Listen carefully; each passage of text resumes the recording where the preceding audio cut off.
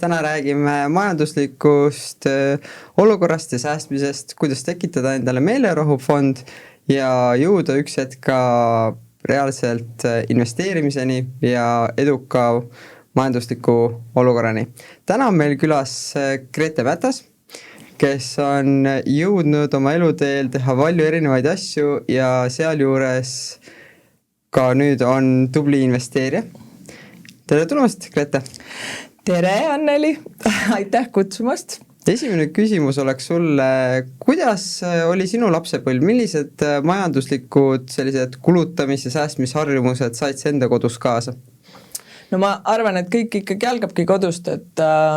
minul oli ema väga kokkuhoidlik ja selline pigem koonri tüüpi inimene ja siis sellega kindlasti tuli kaasa see edasi ka minule, ehk siis ma olen väga hea kokkuhoiuvõimega, ma eriti ei larista, olen alati kasutanud sellist lisakontot siis, et kuhu ma kohe peale palgapäeva mingisuguse osa eest ära kandsin näiteks, et minu jaoks oli nagu selline põhimõte, mis alati toimis, siis kui ma käisin palgatööl, et hiljem see võib-olla enam nagu, kui summad on suuremad, siis see toimib nagu teistmoodi, aga kui rääkida alustamisest, siis kindlasti ma arvan, et kõige parem on panna silma alt lihtsalt ära. Ja ma ütleks, et oma lastele ma olen sama öelnud ja ma vaatan, et neil see tuleb hästi välja, kui niimoodi harjutada. Aga kuidas toime tulla sellega, kui tekib vajadus, et sellest alles jäänud palgast, mis ei ole kõrvale pandud, ei piisa? Ja kui tekib vajadus ja tahtmine näpistada millegi jaoks sealt kõrvalt kontost, et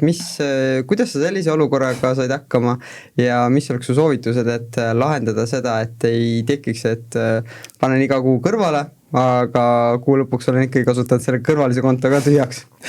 Ja no seda on ikkagi endal ka juhtunud, et ei saa nüüd öelda, et pole juhtunud, aga ma arvan seda, et esiteks tuleks omaks võtta see põhimõte, et less is more, et ei ole üldse vaja nagu kõike omada. Et tegelikult on, et mida vähem asju, seda vähem stressi sinu elus ja võib-olla kõigepealt alustada sellest mindsetist, et mitte tahta kõiki asju osta ja omada. Et see on kindlasti üks ja teiseks siis võib-olla ikkagi, et mingid hädavajalikud kulutused ilmselt on kuus, kus sa võib-olla pead seda kasutama, et siis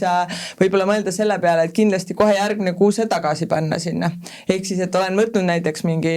100 eurot sealt pealt, siis kindlasti püüda kohe järgmine kuu, et kui ma muidu panen näiteks 200 eurot kõrvale, eelmine kuu võtsin sealt 100 ära, siis ma järgmine kuu proovin sinna 300 panna näiteks. Aga kas järgmine kuu siis juba miinustesse ei lähe? Või pigem siis rohkem hoida sellel kuul, kus kohas sa paned selle eelmise osa tagasi rohkem kokku? No ilmselt tuleb kokku hoida, sest kui me räägime hästi väiksest budgetist, siis on iga number on arvel, et selles mõttes ma usun, et mingi koha pealt sa pead ilmselt kokku hoidma, et muud moodi see lihtsalt ju välja ei tule, aga mis ma ütleks veel nagu hea soovitus ja ma arvan, et see on suht loogiline ka, aga võib-olla paljud ei mõtle selle peale, on ikkagi selline lisasissetulek siis mõelda, et kui need numbrid on ikkagi väga väikesed, et siis mõelda iga kuu, et mismoodi saaks nagu lisaks teenida, võib-olla seda ära katta seda kuu lõpu siukest faasi, sest minul on olnud elus siukseid hetki, kus näiteks ma nimetan seda kogu aeg, et üks nädal kuust oli kogu aeg puudu. Ja näiteks siis, kui ma need oma vaibad avastasin nii-öelda enda jaoks, tegin neid kui hobina, siis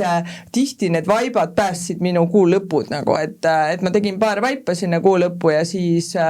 sain ma nagu nulli põhimõtteliselt, et ka mingi lisatöö, et kui on ikkagi väga kriitiline budget. Aga kuidas sa käid näiteks toidupoes, et siin räägitakse väga palju, kas toidu hinnad kogu aeg tõusevad, et see on arvatavasti üks väga suur kulu inimestele, et eriti veel, kes võib-olla väikse palgaga käivad tavatööl, ei ole seda lisatöö aega võimalust, üürile läheb palju raha, aga siis kuidas on sinu toidupoe harjumused näiteks? No jälle siuke, võib-olla ma tean, et inimesed kulutavad toidule päris palju. Mina pean ütlema, et mina pigem kulutan vähe, kui me räägime toidupoest, väljas söömisele kindlasti kulub ka omajagu, aga kui me räägime just toidupoest, siis ma pigem siiamaani kasutan pigem soodsamaid poode, otseselt niimoodi pakkumisi taga ei aja nagu pensionärid käivad poest poodi, nii mitte, aga ikkagi ma jälgin, et mis poodides on pigem nagu soodsam käia, et näiteks Selveris ma kohe teadlikult nagu nii palju ei käi, kui ta mulle ette jääb, siis ma lähen, aga tegelikult ma käin Maximas, et näiteks, et minu arust kui võrrelda neid toidukorve, siis nad on väga suure vahega. Pluss siis ma saan aru, et vastus on kohe, et sealt sa ei leia väga mitmekülgseid asju, no siis ma ütlekski võib-olla, et aga siis võib-olla minu jaoks on nagu okei nende lihtsamate asjadega läbi saada. Et võib-olla ma ei ületähtsusta seda toitu nii palju, nagu väga paljud ma tean seda teevad nagu. Et kuidas öeldakse, et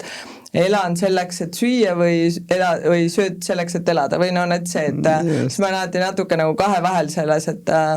ma saan sellest mõttest väga hästi aru, et hästi süüa on väga tore, aga ma ei ole kindel jälle, et ma tahan selle peale nii palju kulutada. Kas sa tunned hetkel, et siis toidupoes sa valid ka niimoodi, et jääb kuidagi kehvemaks toidukorv, et sa käid Maximas, kui oli see kumma jaoks ma elan, või sa saad sealt kogu selle enda vajaliku mõnusa toidulaua kokku? Mina saan kokku, et selles mõttes ongi, et kui ma tahan midagi väga mõnusat, siis ma lähen välja sööma, aga selles mõttes, et see, et lastele õhtul süüa teha või endale, et siis minu jaoks on väga okei nagu leida kõikvõimalik sealt ka. Aga loomulikult tahad teha midagi erilist, siis võib-olla on vaja ka Stockmanni minna midagi tooma, aga üldiselt ma ei viitsi niisugust eraldi trippi ette võtta, nii et selles mõttes jääb see, mis on kodule kõige lähema. Aga oleks sul veel mingisugused top soovitused, mida sa oskaksid öelda kas noortele või väiksema palgaga inimestele, et kust alustada sellist säästmist, et lisaks sellele, et raha kõrvale panna, jälgida sellist oma toidukorvi, et kus poes käia, et mis oleksid võib-olla põhilised asjad, et kui tõesti ongi väga väike palk, üürikorter, pole võimalik, et keegi toetaks seda, kuidas see inimene võiks alustada või mis oleks selline väike edu võti? No ma arvan, et ma midagi niisugust heurekat siin ei ütle, et selles mõttes kindlasti ma soovitaks ikkagi kõrvale panna, võib-olla just peale palgapäeva, sest siis on nagu see number arvel kõige suurem ja siis on seda kõige parem sealt ära tõsta. Aga ikkagi ilmselt väga suur küsimus on ka kuludes. Ehk siis ilmselt tuleb kulud üle vaadata. Et võib-olla on sul mingeid selliseid kulutusi, mis ei ole siis sinu palga juures võib-olla väga mõistlikud, et ma arvan, et see on väga paljudel inimestel ja ma arvan, et see, kui sealt leida mingid, ma ei tea, näiteks mingid telefonipaketti vahetada, mingisugune näiteks kodulaenule teha refinantseeringut. Ma olen ise 2 korda teinud, soovitanud paljudele sõprale, et see kõik on nagu väga positiivselt tulnud minu poole tagasi, et vau, et see oli jumala hea, et säästis mul näiteks kuus, ma ei tea, palju see siis laenumakse nagu soodsamaks läks, et selles mõttes ma arvan, neid viise on, sa peaksid lihtsalt nagu hästi siis Excelisse või kuidagi nagu ära listima oma need kulud ja siis reaalselt vaatama, et kus sa saaksid maha tõmmata. Aitäh, aga kui me räägime siin sellisest majanduslikust kindlusest, siis milline on sinu selline asi, mis viib sind võib-olla rivist natukese välja, et millal sa tunned, et sinu rahulolu kindlustunne hakkab ära kaduma? Hea küsimus. No ilmselt ikkagi see, et kui eraettevõtjana vaatad, et ma ei tea, et see kuu mingid tellimused hakkavad vähesemaks jääma või et kuigi ma jälgin nagu suurt pilti, ehk siis nagu mingit aastalõiget, siis ikka kui ühes kuus midagi natuke lööb võbelema ja kui nüüd see sõda näiteks tuli, see oli päris hea siuke, et see hirm tuli küll peale, et kas inimesed kaovad ära või kuidagi, et kas tellimused kaovad ära. Et ma arvan, et meid ümbritsev kogu aeg mõjutab meid. Aitäh sulle, Grete! Jaa, aitäh siit kutsumast!